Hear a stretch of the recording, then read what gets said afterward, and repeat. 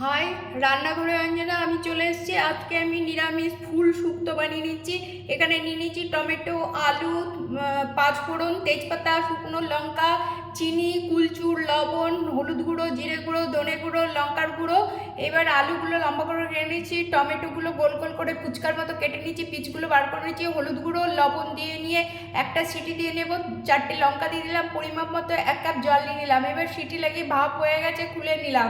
এই যে রংটা কত সুন্দর হয়েছে। এবার ফোড়ন দিলাম, তেজপাতা, শুকনো লঙ্কা, চিনি আর পাঁচফোড়ন। এবার ডাকা 1 চামচ আদা পেস্ট দিয়ে নিলাম, নাড়াচাড়া করে নিলাম। এবার শুকনো মশলাগুলো দিয়ে নিলাম, মশলা দিয়ে এবার নাড়াচাড়া করে নিলাম। তেল বেরিয়ে গেছে, এবার আলু আর টমেটো দিয়ে নেড়ে নিলাম। এবার যে ফুলটা রেখেছিলাম নিম ফুল দিয়ে শুক্তো বানিয়ে নিলাম। এবার যে নিমের পাতা গুঁড়ো করে রেখেছিলাম দিয়ে নিলাম, ফুটিয়ে নিলাম, নামিয়ে নিলাম। কেমন লাগলো?